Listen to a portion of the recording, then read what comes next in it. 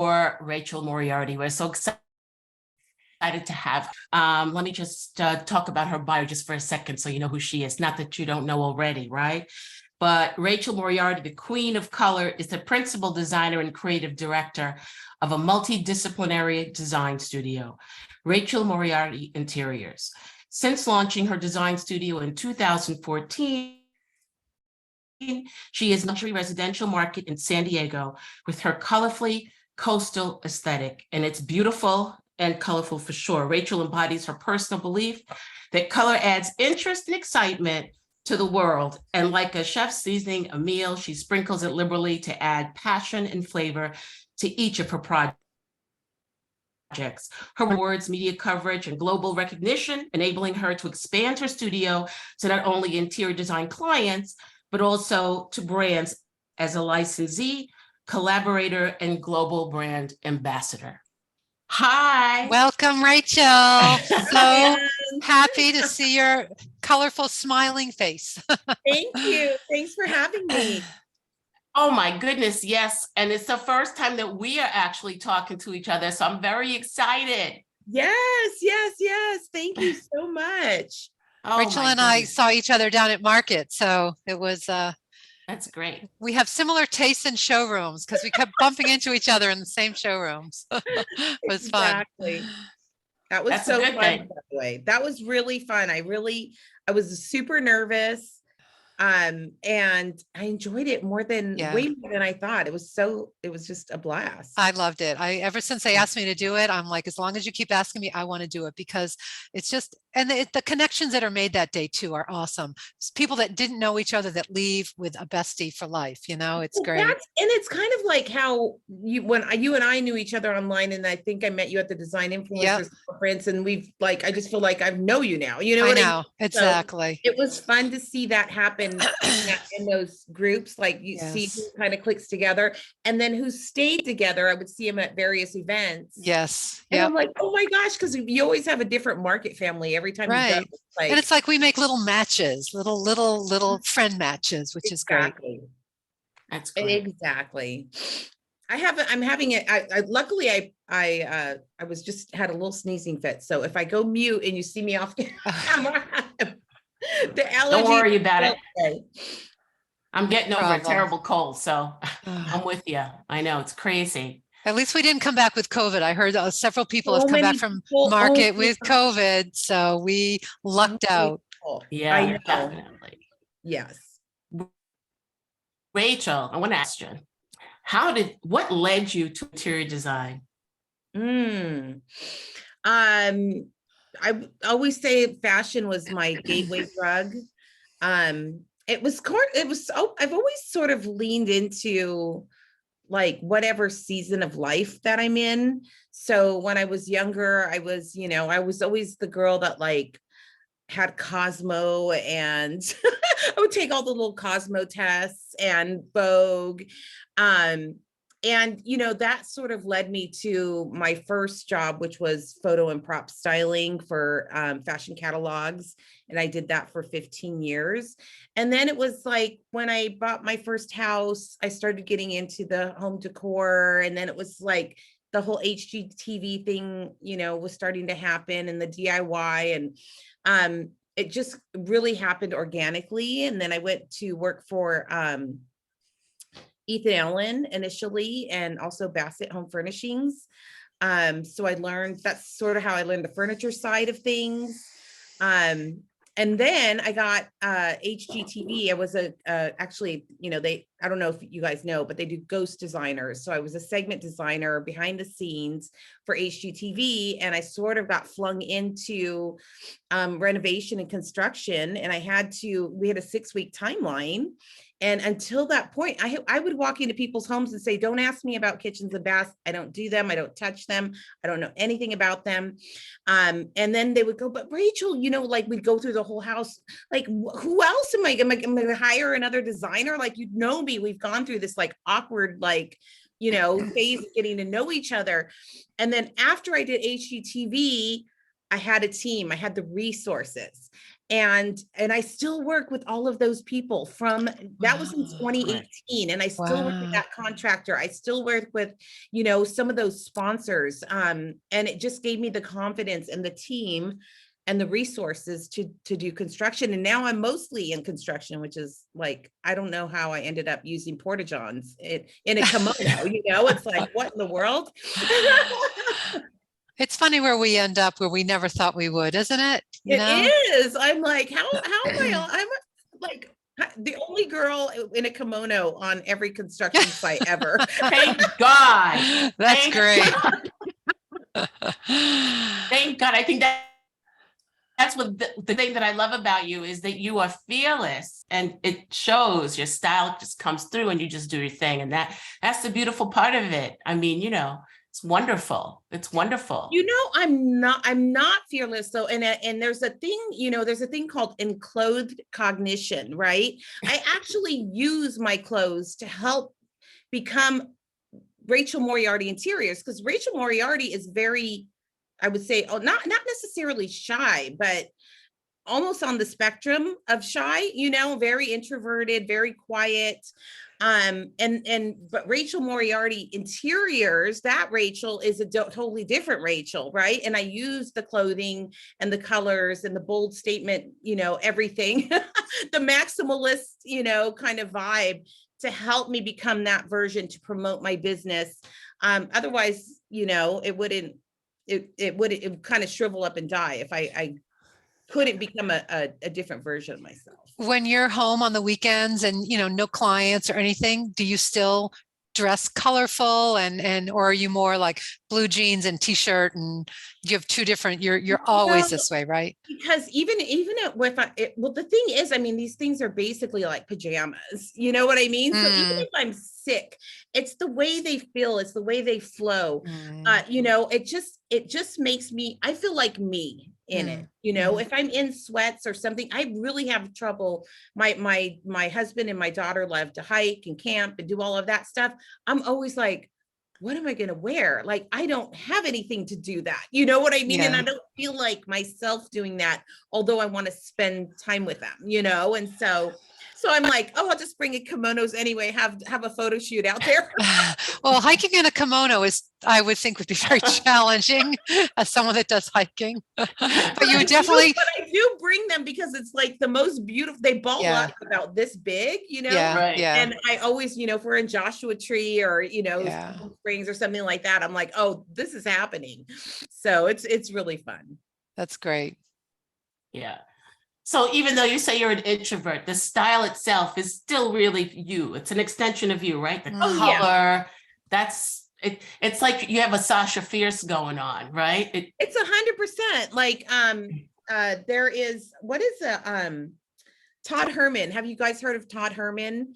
He does talk about, it's a strategy actually for a lot of online entrepreneurs. He wears, and that's where I learned to wear the frames, because I don't have any glass in them. And he calls it like the reverse Superman thing. He wears frames all the time, every time you see him speak anything, but he doesn't need them. Really? Wow. It's like a Clark Kent. It's kind of like the opposite, where Clark Kent was Superman. For him, the glasses are his Superman power, and it's just kind of that other thing.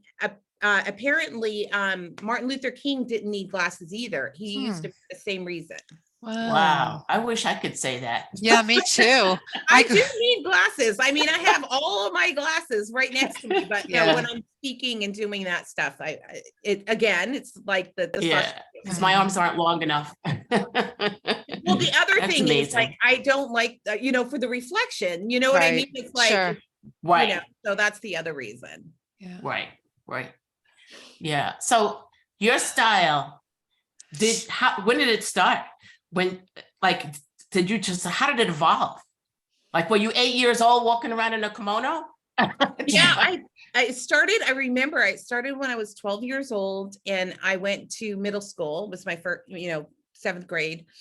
I remember, I think I watched Quadrophenia or something like that. And I came home and I was like, take me to the thrift store. And my dad used to joke to all of our family, like, oh my God, this was the best day of my life. Because before that, I was like, I have to have Jordache and Chemin de Fer. And I'll remember these brands like the Dittos. And I was like super into like Gloria Vanderbilt jeans and all of Oh, that yeah. stuff. And then in 7th grade, I became a treasure huntress. I started collecting Vera scarves. I started wearing polyester, like little A-frame shifts, you know what I mean? I was buying clothes for like a quarter, a dime, you know, and Wow. I learned to sew when I was 10.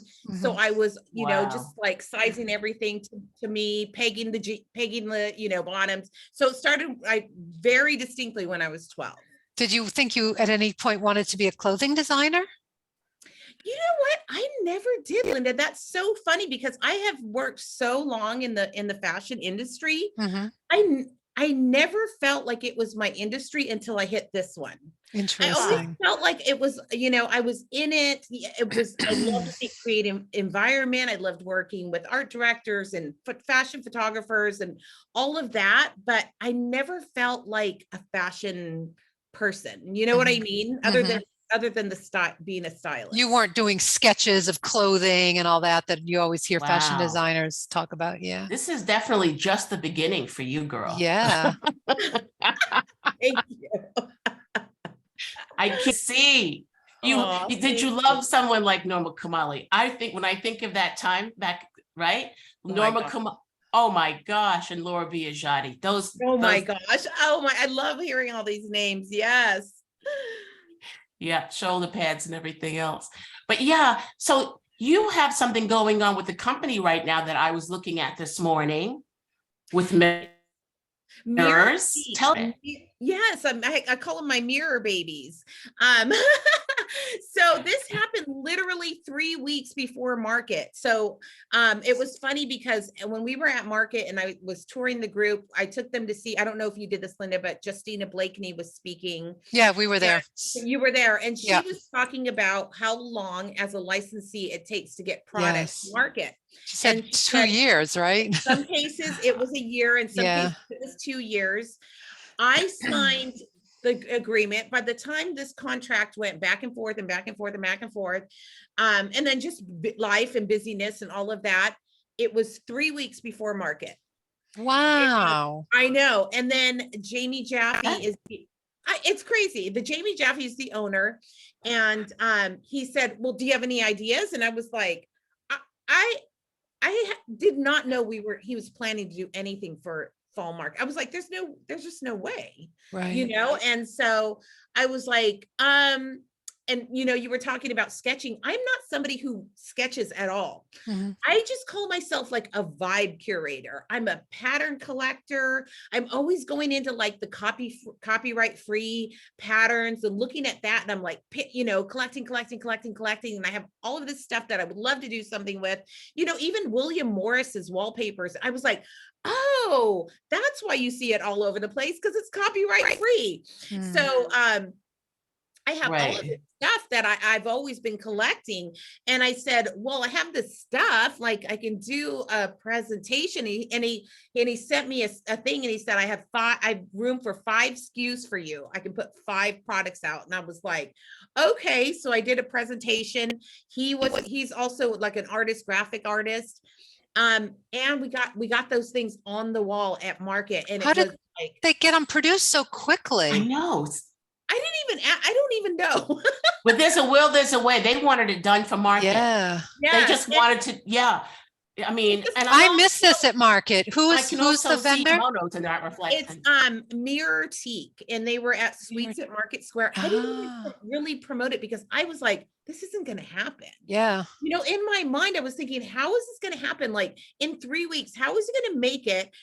Basically, it was 2 weeks because he's got to, you know, get them to market and get them on the Right. wall and, you know, all of Sure. that stuff. And I'm thinking, this is, you know, and I had put him on my tour. And not only that, but he made mirror necklaces for all of my attendees on my Oh, tour. They're wow. like so cute. But you Wow. anyway, great. go and you'll check them out. Mirror Teak, and they specialize in distressed mirrors, custom mirrors. Mhm. And they sell at Anthropology and Our House, and and all these Ah, places. And he's also big Fantastic. in the hospitality industry. So I'll be hitting some of the hospitality. very, very cool, Rachel. That's It great. is Congratulations. And did they exciting. approach you, or like how did that work? They Yeah. knew who you were. So it happened at Last Market. I always call Market the land of opportunity It because is. you It just really is. literally never know. Yes. I mean, even doing these tours is an opportunity, Mhm. it's Mhm. amazing. It's an opportunity for us to, not only, earn a little bit of money to offset our Mhm. expenses, but we get these great relationships with these brands and vendors. Like, Mhm. who knows what's going to happen there? Right. So and I was at Market last spring, and do you know David Cohen? Both of Oh, you. He's very tall. He I know used to who have he is. Yeah. and Unique Design Solutions, and I had licensing deals with them. Now he's just on his own, and he's representing artists and designers. And so he found Mirror Teak for me at HD Expo, or one of the hospitality conferences, and he was like, I really want you to meet him. And I couldn't see it, and I just trusted him. Mhm. And I was like, I don't know. So then I met Jamie Jaffe, the owner, and I was like, it doesn't matter if I know. It's like sometimes people have a vision for you that you can't see for yourself. Mhm. You really have to trust in that. And I really trust Dave, and that he had my best interest, both of our best interests, just because I know him as a person. And so that's how that happened. I met him at Spring Market where he was showing, and then yeah, we launched this one. Well, that's great. Congratulations. Thank Yes. you. Thank you so much. I'm going to look Yes. them up as soon as we're off the call. Check it out. So what's next? What's coming up? Oh my gosh. You know what? I don't know. I'm in a kind of a weird little space. I think I'm tired from all of the design work that Mhm. came with the pandemic, and Mhm. all of the complications of that. Oh, Um, and I'm, you know, also what's happened is my clients have scaled to this level that I never thought I would be working with. And what I'm able to do now is take on less clients because they have more homes. right, It's right. like, and they're like not just homes, they're like $9 million homes, $12 million homes. I leave Oh for Cabo San Lucas to work on a 12,000 square foot home right on the my cliff. gosh. Wow. It's Wow. just one of my clients' homes. They have one in Fabulous. Hawaii, La Jolla, Tahoe, and I'm at this point where I'm able to like take a little bit less, For because I mean, you. I just feel like I'm just, I don't hate to say tired, but it's like we were just all of us just crazy. But it's And okay also, for you to be tired, isn't it? right, It's all okay. that traveling, Cabo to Yeah, Hawaii, that's exhausting. Yeah, yeah. it is. And I'm Yeah. I'm one of those personalities. I need a beat. Like, even if Yeah. we're doing family stuff, if we're going to Disneyland, I'm like, we got to check in the hotel. I gotta just like wash my face. I just need to take a minute. I Mm, have to take a beat before mhm, like, mhm. Yeah. I can't just go. Right. So yeah, I'm in this like different little transition right now because my clients have completely changed, which means I have to kind of up level my client experience, and you know what I mean? So there's a I lot, Sure. understand. like foundationally, you can't skip steps, and I skipped a lot of steps is what I'm here to say. I'm Right, right. like going back and fixing the foundation a bit. And you work by yourself, right? I So mean, that is extra. how much Well, nobody can do this yeah, by themselves, but right, right. I You don't outsource. have a team of people that are working Not underneath you. employees, but I do Yeah, right, contract a lot because right, I don't even sure, have the skills myself to right, do it, not by myself. right, right.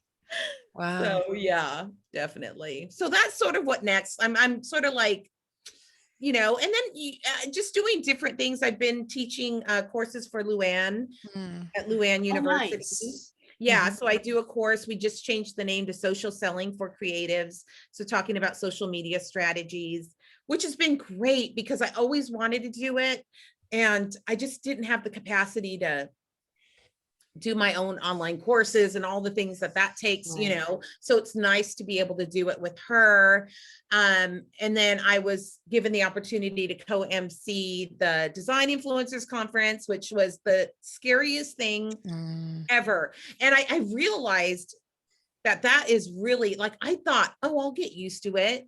And I didn't. Like I was on, it was like fight or flight anxiety the entire time. And I didn't, it's one of those things you don't know you have until you do it. And so that's something I definitely do because, you know, I get like you know, you get to ask to like do these things and you want to do it. And I love talking about these subjects. Super comfortable. I don't know why I can do it here and I can't do it in person.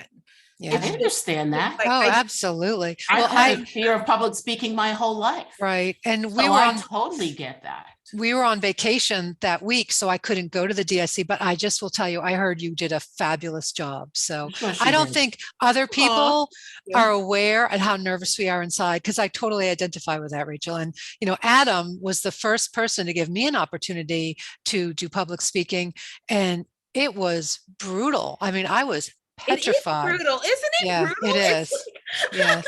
I don't think people understand. It's like, it's awful. And then you did it in Napa Valley too, which was really cool. Yeah, I wasn't as nervous then because I've done several since then, and I really did feel I was among friends when I did that one. But being up on a stage when there's 300 people, of which you might know 30, that is terrifying. I think it's seeing their faces because sometimes people are like, you Yeah, know, like yeah, this, and they're on yeah, their phone Right. a lot. yeah. So they might be taking notes. Right. It was hilarious because I was at Market with my best friend. Her name's Tracy Smith.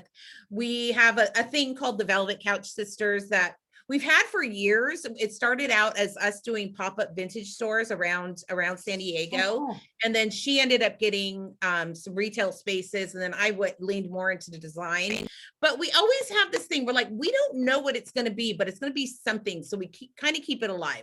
So she was with me and we calculated that we probably slept about 10-ish hours at Market the entire time because we took a red eye in and we couldn't sleep on the red eye. And then I had to do some content for High Point Market. And it was just like, as soon as we got there, it was like, go, go, go. And so I'm at the Point talking with NKBA was there for the first time ever. And they did a talk and I did it with Sharon Sherman at the Point. And I look out and Tracy is asleep. Oh no. Like laughing. I was like, girl, you're supposed to be my hype girl out there. She was supporting you in her dreams, girl. Yeah. She was supporting you in her dreams. That is funny. Thing. I was like, I will never let you live that down ever. Okay. That is great. That is great. But at least you did it. You got up and you did it. I did. And you know, it was really great because I don't know NKBA like I know High Point Market Authority, you know, and so Pam, is it McNelly? I think she's the head of marketing. And then she's asked me to do another one here in December here on the West Coast. So it ended up being, again, the land. Yes. Yeah. No, that's awesome. That's great. And you'll be Yeah. just doing them after that. You'll just gonna get I into gotta it. just keep doing it until I can do it. Yeah. You'll get better. I'm not as nervous. Like my nervousness went from like 100, now it's at about a 20. And it's just because of over and over and over. You will get used to Yeah. it. And you even hear people say, like, if you're not nervous doing it, then it's kind of like not. There's always Right. gotta be some level of nervous. Yes, I agree. Otherwise, what's the point? What's up? Yeah. I mean, Linda and I were at an event recently and I just decided cold turkey to stand up and start talking. Really? I was literally the last person to get up. Was I not? I went to the ladies' room and came back, but Oh my decided I need to start embracing this. And it was shocking because it was like she was a professional speaker. She was so articulate. I'm like, she is giving me a line of bull that she's nervous. No, She did I an don't even amazing- remember. She did an amazing job. You I black just was, out. Don't you black out? I was stunned. That's Yeah. my problem. I literally black out. I come out and I'm like, it was at the Design Influencers, Amy Fleury, because she had hosted the luxury design conference and she goes, it's awful, it's this. She goes, but you got that standing ovation when you went up and whatever. And I was like, I did. And she's like, Awesome. yeah, you did. And I go, Oh, I don't even remember. I said, I was so blacked out. I don't even remember. Yeah. Like, I'm surprised I didn't pass out. That's So are funny. you guys in the same, you must be in the same area then. Are you both in the same area? She's we in used to Connecticut. be. I'm in Mass, but we used to live, we both were in Massachusetts, not near each other, but close enough. Close enough. I was there for 20, almost 25 years. Okay, Michelle, I have to ask you a question. I hope you don't think Yes. it's inappropriate, but what is your ethnicity? Oh, I love that that's coming from you. My mom was from Nicaragua, but her dad was from Canton, China. Her mom was from Jamaica. My dad Wow. was born in Costa Rica.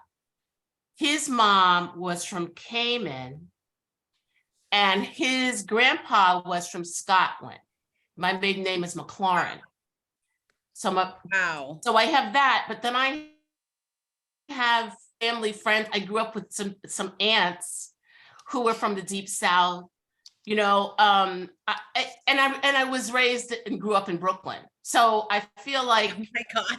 you know what I mean? Like that was Yeah. the place I was supposed to be born. And I look So- at you and I feel like, and between you and your I feel like you and I could be sisters. kimonos, we are sisters. I know. That's how I feel. I feel like our souls are connected. Like I said, Totally. Disco Rachel, if I had a date with her, we would be hanging. Exactly. Well, I don't know if you heard, but at High Point Market, we launched the Diversity Advocacy Alliance. Have you heard of that yet?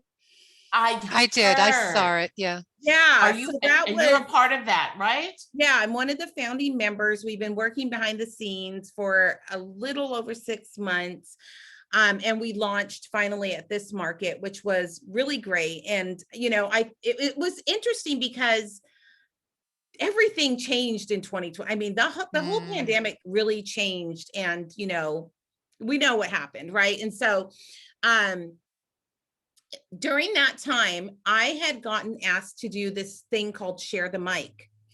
I don't know if you remember in the design industry. I do, where it was like a black designer got paired with a Mhm. white designer, but whatever. And I got asked to do it, and I said, "Oh, absolutely, absolutely, I'll do it." And then when I got paired with my designer, the designer was white, and I was like, "Oh, I think they think I'm black." Oh, No, I mean, really, because I was like, I thought I was going to share my platform with the black designer, oh, wow. and it was just really odd because it was on Juneteenth, Uh-huh. and it was a misunderstanding, and Did it you was- go along with it, or did you say, Yeah, I'm not? I did, but we just changed Yeah. ours to BIPOC, to a person Yeah. of color. She's Yeah. changed, so Yeah. we shifted really quick, quick. Yeah. And I'm happy I did it. And Yeah.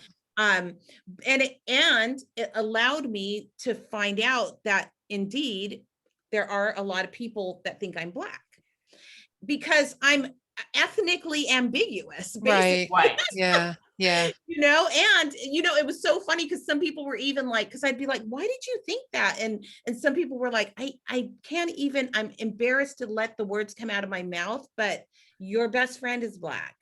And so I just assumed, and I was like, wow. And so it was just this really crazy time for me. So I hired a copywriter, and I said, you have to go on, you have to help me. I have to be me. Like, I didn't realize how important it was to represent my ethnic background and cultural background until that happened. And what are you? I know your mom's from Mexico. Is your dad So- from Mexico too? Filipino, Mexican, and Native American. Wow. Raised by a white Jewish conservative. Oh, wow. Wow. So I am like it's really funny. So I had my about me rewritten, and I was like, please talk about, because my Mexican side of the family, they were like migrant farm workers, and it's like I shouldn't be doing this in this like luxury. I'm like, how did this happen in just a generation, you know? And so she did that. And now it's so interesting. I get calls, and you know, when you do that first question, how did you find me? I Googled Hispanic designer. I Googled Wow. Mexican designer. I Googled, and now it's, or BIPOC designer. So it's so interesting how things have shifted. Mm. And here in San Diego, especially, like I could drive north 7.5 miles and I'm in downtown San Diego. I drive south 7.5 miles, I'm in downtown Tijuana. Wow. So right where I'm at is, you know, very, so to some people, you do have to know culturally, yes, they do use a lot more color, and you know what I mean. In the Hispanic community, we are a little bit more vibrant, you know, and so it's important. And so that's why I was asking, because there was a woman. I mean, in the audience when we did a panel, and I had said, you know, in case anybody's wondering, I'm Mexican and Filipino and Native American. And apparently, oh my God, it's like makes me emotional, but I'm going to push through. There was a couple of Filipino designers up in the audience, and they said, that's me down there. Wow. Because how many Filipino designers do you see? Right. Not a lot. Rachel, I don't know about your experience. Like I just explained, I have a myriad of colors in my family. Mine is dark and beautiful chocolate as they get. My mother was fair and she looked more Asian, right? But then we had the sprinkle of all the other things around us. When you come out, what I am finding out, well, what I've known my whole life is sometimes you fall through the cracks. Right? Yes, you're right. Because you're not really one or the other. Yes, yes. In our industry, we're starting to appreciate the brown culture.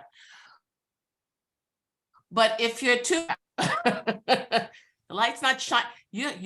So that's why they were crying, because it's hard to represent when you're kind of ambiguous, when you're kind of in between. Ethnically, that's what I use, ethnically ambiguous. Yes, no, but it's true. There's another girl, she's a student. And every people like us claim you. There's a I love it. There's a girl also who's one of the founding members, and she presents white, but she's Black. And so, you know, she has kind of the opposite. Like she also falls in between the cracks too, because it's just, it's wild. It's been so interesting for me. And what I really appreciate is High Point, you know, what happened when everyone exploded, when I think there was like the Design Influencers tour that had been on hold for like, I don't know, 1.5 years or something. And then everyone just exploded. And we're all about, we're not looking back. We know what happened. What are we moving? We're going to move forward. We're going to, you know, absolutely, you know, it's just, there's no reason to really focus on, you know, looking back. And High Point's been super supportive, and they've been amazing.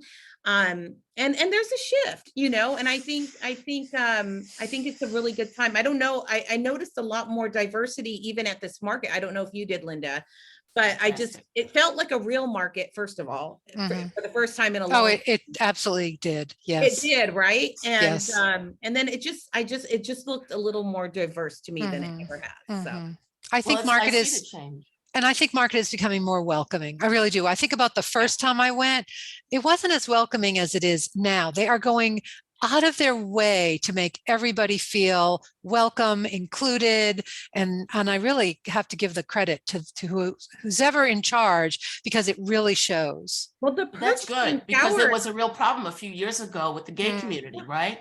And so if they're making that effort to make everybody feels included, that's the way it should be. We have talent all across the board, all myriads of the rainbow. Right.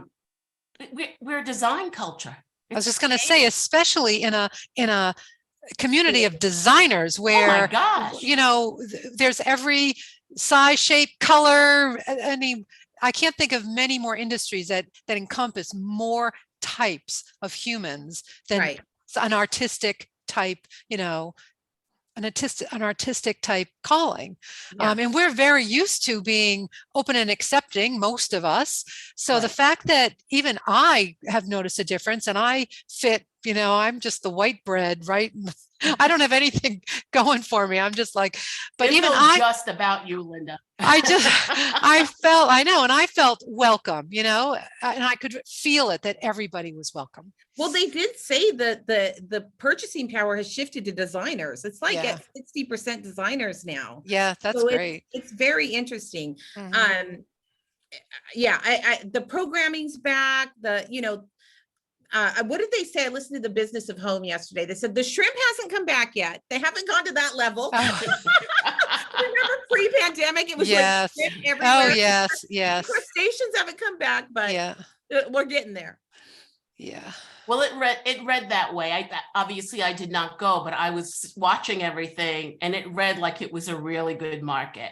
And there was a lot of energy and Yes. which Hard to is find which is parking wonderful. again. It was like you really got used to like having people's full attention when you go in the showroom, being able to park really close. And now this one was just like, it was a blowout. And Saturday morning, the kickoff, I mean, Linda, you were there, opening morning, it just felt there was an energy to it. Absolutely. Awesome. There was a buzz in the air. Yeah. It was incredible. Yeah. So while we're on the topic of market, and I have you both here who went, Yeah. what was the takeaway trend from both of you? Well, I feel like, I haven't missed a market, so I didn't feel like there's been like too much of a, like, how some markets you come and you're just like, whoa. I feel like green is that color that you're seeing everywhere. Curves are still a big thing. Organic boucle is still there. I don't know, Linda, what did you I think so much of it just mimicked what we saw in the spring. But one thing that I saw more of than I'd ever seen are flanged edges. Oh my God, every showroom had a sofa or a chair with, flanged seams that were an inch tall. So that was, that was all new. Those flanged, I don't know how to say it, flanged edges. Is that what it is? I also think we're starting to see, I noticed more like bullion fringe. Yes. Yeah, I was just going to say that lots of details and lots of traditional details, I think the whole, clean line, straight edge is over. And now it's much more, detailed, crafted. The backs of chairs were interesting, whether they were wood or upholstery, they would have something interesting going on.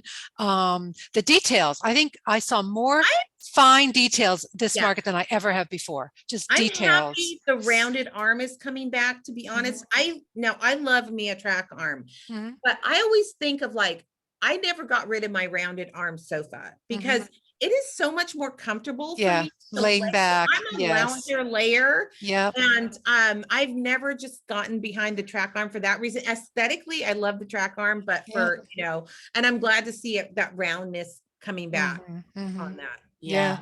I feel like there's been such a saturation in interior design with interior designers, some who have experience, some who don't, some who just, I think there's such a need to see real detail. I think that the trade's going to claim some tradition back and mix it, whether they're doing, mixing it up with juxtaposition between modern and something historical, but something that has history. But I think that they're going to reclaim the trade again. I think they're going to want to see just a little more thought put into it, not just something you see on television or it's a shot. It'll be interesting to see what happens in window treatments. If we lean toward, I can't imagine going to like Jabos. No Jabos. No, swags and Jabos. Swags, Jabos, and Ivy. No, thank you. It'll be so interesting to see. Like, I'm just like, what's going to happen? Because I didn't think I would see ruffled skirts again. You saw ruffled skirts? Oh yeah, in the Cheryl showroom. Yes, ruffled skirts on chairs. Many of the sofas had pleated skirts. That was another. Again, it's those dressmaker details, which is only going to translate to the window treatment. So I think you're right. I'm not saying like I'm not endorsing. Yeah, I'm just saying, let's keep an eye on that. Yeah. No, I agree with you. I had a similar conversation with somebody else recently about the same thing. Did you really? Yeah. Oh, yeah. So funny. Yeah. Well, Thank you, Rachel. I have one last question that I have to ask everybody. What would you tell your 20-year-old self today? Oh my gosh. Oh my gosh. Oh my gosh. Oh my gosh. I think I would tell her the same thing that I'm always telling my daughter is why do you care so much what other people think? Mm. I just overly cared about other people's opinions, and that took a long time to unlearn. Yeah, could take a lifetime to unlearn, Yeah. right? A work that's something to I think we all probably work at all the time. Yeah. 100%. Because when you get stuck in that, you literally are stuck. And it prevents you from moving forward at a rate that is really productive because your thoughts are everywhere else instead it's of like being focused. icky people. It's like an icky people pleasing thing. It's It like, is. ugh. And it's part of who women are. Yeah. I mean, initially, right? Trying to nurture, please, make sure everybody's happy. But that's a really great answer and honest. And I think all of us can relate to that at one level or another.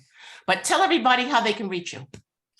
Rachel Moriarty Interiors is just the easiest way. There's a lot of me out there by design. Thank God. Thank God. Either love me or hate me by design. Thank you so Well, much. we love you, Rachel. So thank